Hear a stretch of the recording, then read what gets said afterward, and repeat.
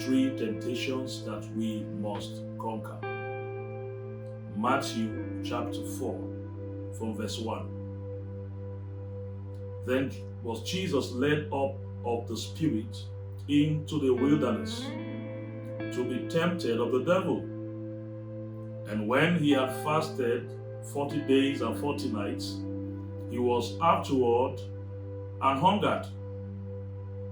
And when the tempter came to him, he said, If thou be the Son of God, command that these stones be made bread.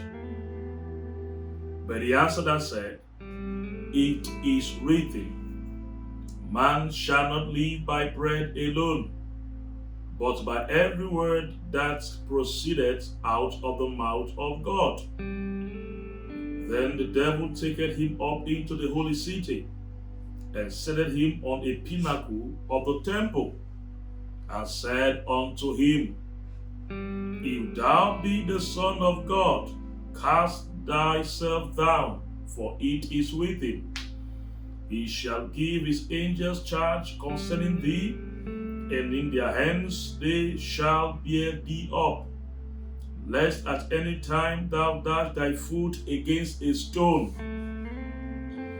Jesus said unto him, It is written again, Thou shalt not tempt the Lord thy God.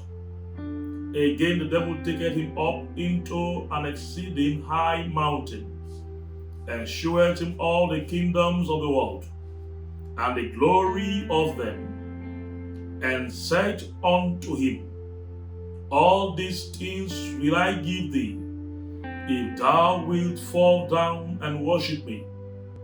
Then Jesus answered, said unto him, Get thee hence, Satan, for it is written, Thou shalt worship the Lord thy God, and him only thou shalt serve.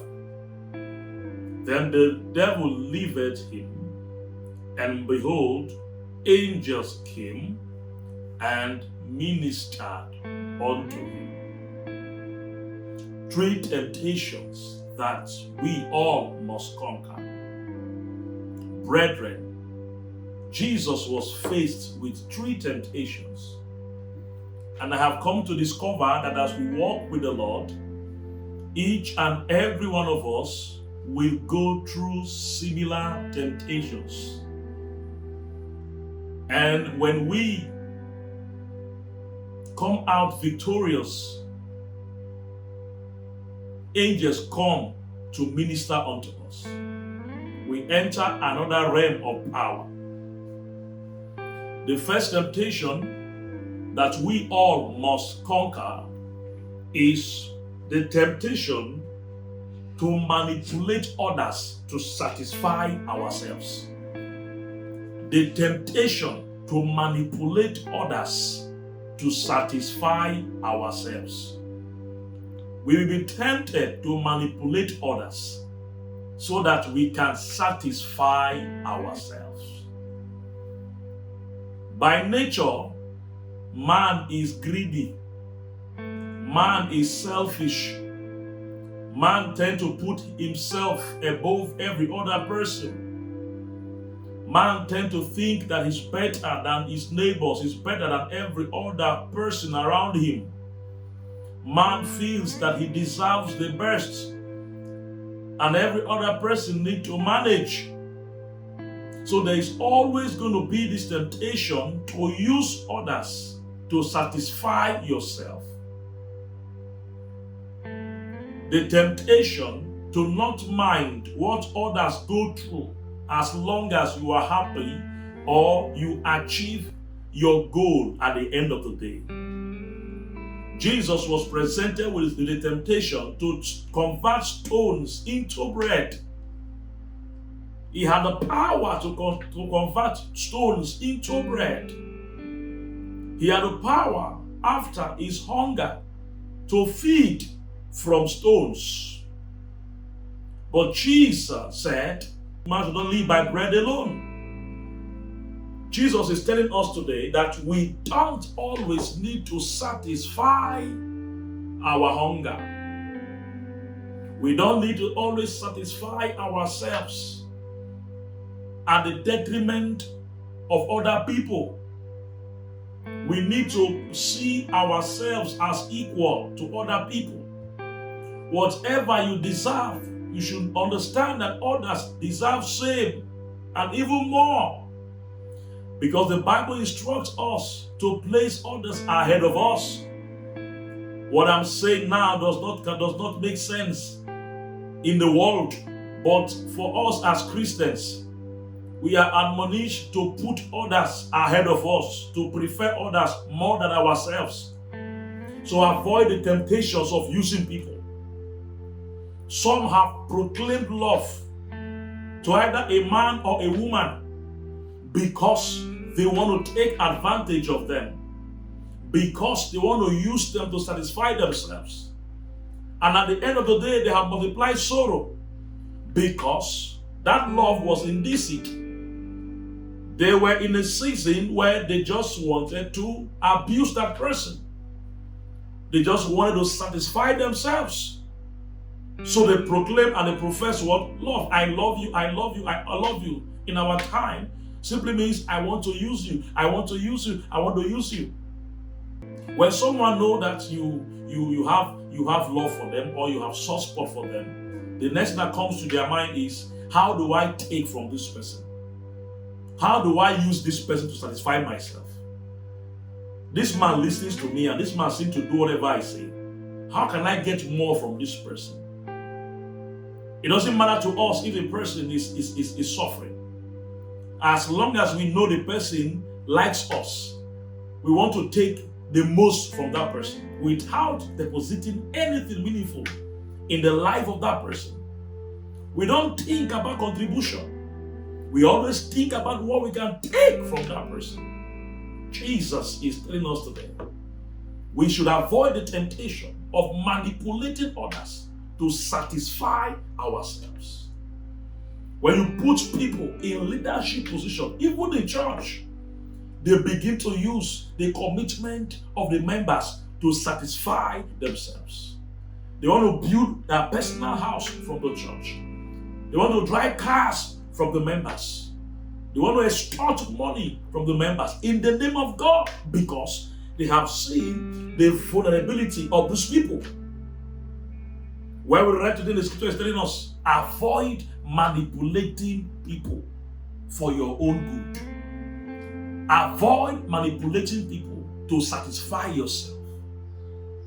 Tame your hunger. Tame your cravings. Think well about other people. As you are receiving from them, think about what you can deposit. Because if you keep withdrawing, a time will come without deposit. A time will come when you have nothing more to withdraw.